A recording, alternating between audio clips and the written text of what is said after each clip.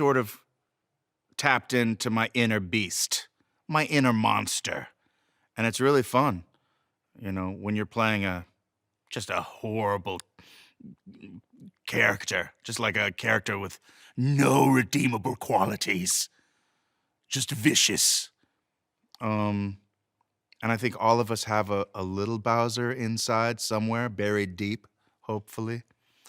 And it was a cool thing to explore. I don't get to play a lot of super evil characters.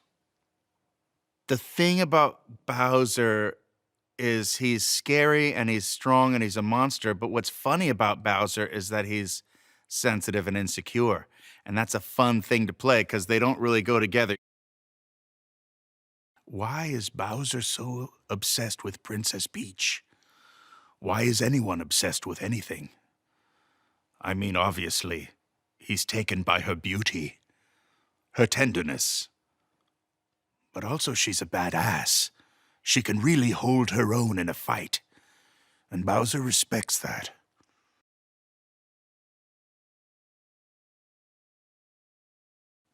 Princess Peach rules with compassion. Everyone in the Mushroom Kingdom has value in the eyes of Princess Peach. Bowser rules with an iron fist, with rage. He controls his population of Koopas with fear and intimidation. Bowser also enjoys heavy metal music, and he rules with the power of rock. And he shall destroy all in his path. How would I describe the Super Mario Brothers movie? Exciting. Hilarious. Romantic. Thrilling. Enchanting. Psychedelic. What do you call that when you remember something? Something's you remember fondly. It takes you back to a time that you loved in your childhood. Nostalgic. Dude. Rad. Awesome. I had more words. I don't know what the secret ingredient over there is, but the brain trust in charge of those projects continues to amaze, and I'm super psyched to be part of an Illumination masterpiece. I was thrilled that I was just getting a chance to be in this thing. Let's be honest. You know, Luigi's an iconic character. I love the Super Mario Brothers, and then I was, you know, I was laughing out loud reading the script. I'm a child of the '80s, so this was a big shift in our childhood landscape. When you got the Nintendo, at least the one I got, it came with Super Mario Brothers. So it was the game that we all played and we all loved and still love. It means a lot to get to be a part of this, and I know how much it means to the fans of the characters. It's an honor to you know, to be asked to do this. Luigi is the Luigi that we all know and love. Maybe not the bravest of the two Mario brothers, but certainly he has a big heart and he's loyal, and he's good at getting himself into some tight spots, but he is just die-hard loyal brother to his brother Mario. He's just a big sweetheart, and you know, it's nice to play a good guy sometimes. You know, bad guys are fun to play too, but Luigi's got a big old heart, and I like that. You're gonna get to see it all. You're gonna get to see the Mushroom Kingdom. You're gonna get to see the Rainbow Road. But for me, you're gonna get to see Brooklyn, and I think you know, that is the most exciting set piece of all, because you never know what's gonna happen in Brooklyn. This game is something that people have, that definitely people have played all over the world, and I think it's just being part of this legacy is really, really, really an honor, which is not, you know, sometimes you get excited that you get a role because of what it has in it, and sometimes you get that extra little boost that you get to be honored to be part of something that was bigger than you. This is a game that has gone past cultures and everybody in the world can share in it. It's been really a wonderful thing to be part of this world. There's an enthusiasm that's infectious about him, and I saw it on the page, and I definitely also wanted to make sure I was imbuing the performance with that. And so I think that everything, to his voice, to his attitude. So Toad's big thing is that he's such a proud member of the Mushroom Kingdom. It's really important to him that people understand what a wonderful and special place it is. So when he encounters Mario, there's this golden opportunity for him to show him his world and what his world is all about. And I think that that kind of pride that he has also is commingled with this loyalty that he has for Princess Peach. And that I think he's very proud. He has a lot of pride in the place that he's from and would do anything at all to protect it. And it doesn't matter how his size or his stature, he's fierce and he's brave. And I think that's a really great quality that he has about him. Working with Michael Jelenic and Aaron Horvath was really, really a lot of fun. These guys gave me a certain degree of freedom. And like I said before, it was really nice to be able to explore together to find the voice for Toad and to find the attitude for Toad.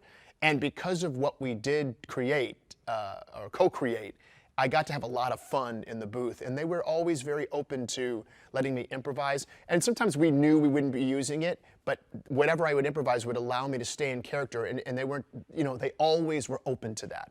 And that kind of open dialogue and that kind of open spirit in a creative workspace is essential. The movie has to be seen on a big screen because of the sheer scope of it. Every time we go to a new land or a new kingdom inside of the Mario world, you want to see this on a large scale. I want to see Cranky Kong and Donkey Kong's world on a huge scale. I want to see the Mushroom Kingdom on a huge scale. I want to see Bowser's lair, his floating fire lava lair, on a huge screen. There's just these great perspectives, and there's enormous, enormous things that you want to see in scale to these tiny, small things. It's an absolute feast for the eyes to watch this thing. There's a lot of things to take away, but one of the big things is Mario's spirit. I think that this spirit, this sense of loyalty and never say die,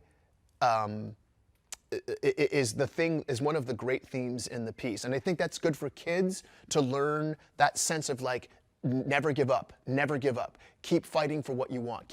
No matter what Mario does, he keeps his eye on the prize and he keeps looking for his brother.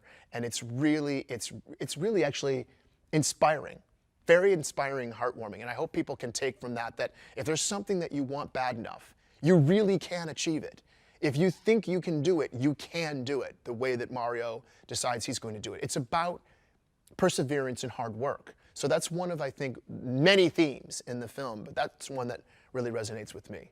How many opportunities do you ever get in your lifetime to take your child to a movie when the lead character has nostalgia for both you and your child, for having a profound impact on their childhood, right? Like, I'm going to take my 10-year-old to see this movie, and he'll remember the first time he played Mario when he was 9, and I'll remember the first time I played Mario when I was 9. And in a way, we'll both be the same kids enjoying that. Super Mario Bros. Is the best-selling video game around the world, and I was one of the hundreds of millions of people who have played the game. I was 9 years old in 1988, 89. We got the Nintendo Entertainment System at our house.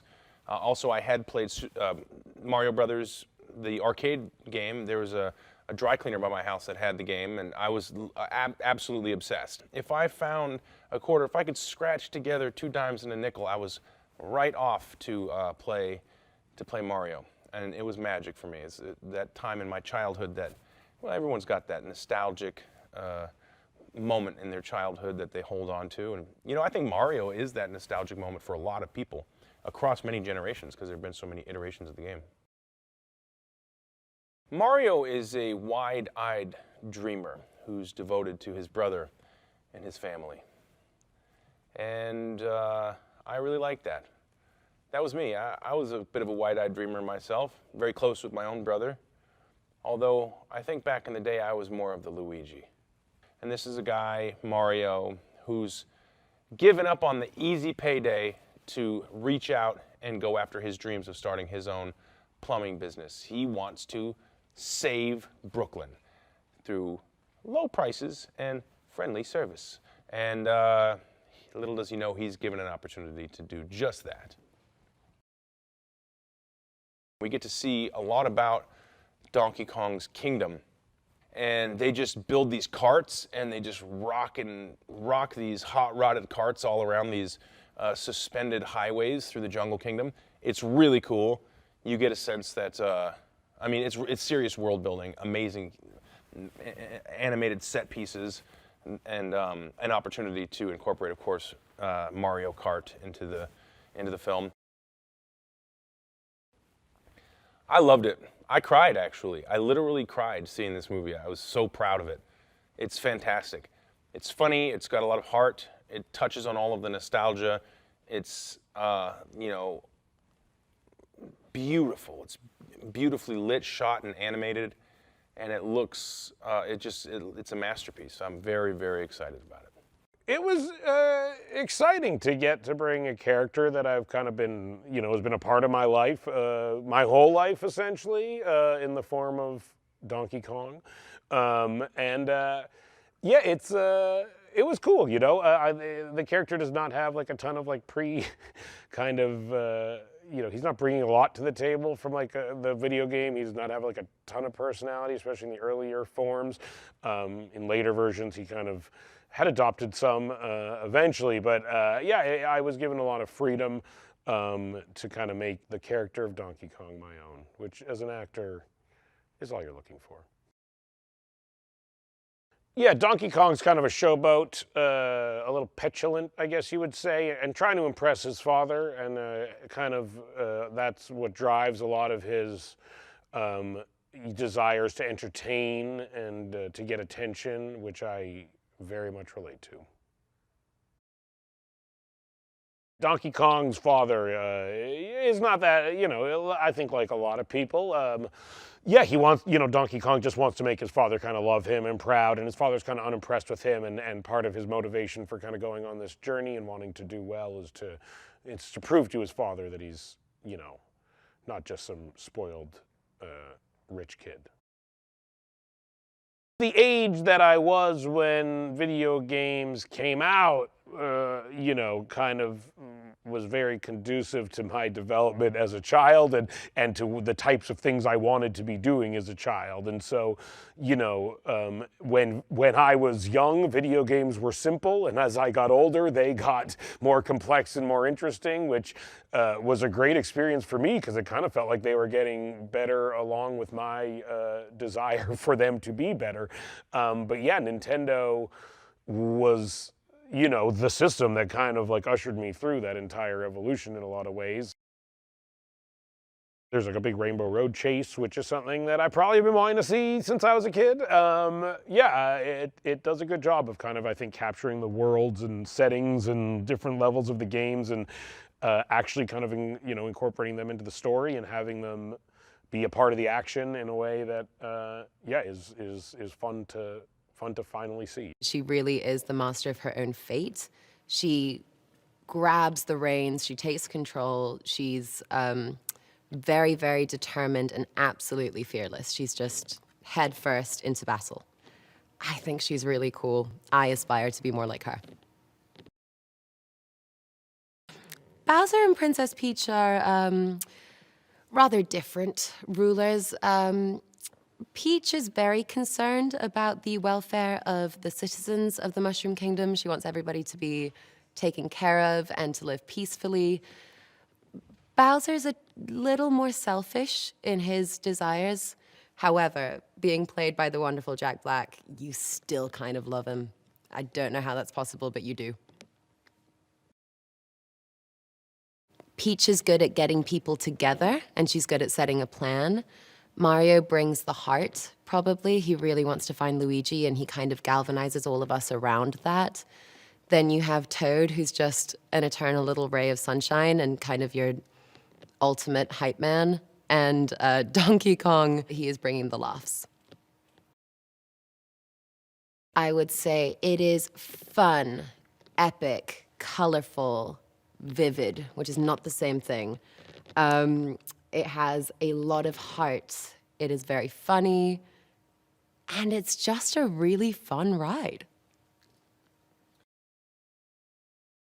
I was completely blown away seeing the finished film. I went to see it with a range of people of different ages, and I loved to see how happy everybody was at the end of it, and everyone was having such a good time throughout it. But you're also having those moments of, look at that, I remember that from this game, or oh my goodness, they've included this aspect of it. So it's really like a trip down memory lane. That makes me really excited to see it with a bigger audience, because the energy of that crowd is just going to be incredible. Aaron and Michael create such a beautiful environment to try new things, and they always feel very supportive of you. And if you want to try anything a bit like wild or crazy, they really have the door open for that. And we've just really enjoyed kind of getting to catch up along the year, because you don't shoot this entirely chronologically or in one go. You kind of pick it up in little moments. So it's always nice getting to get back in the booth with them.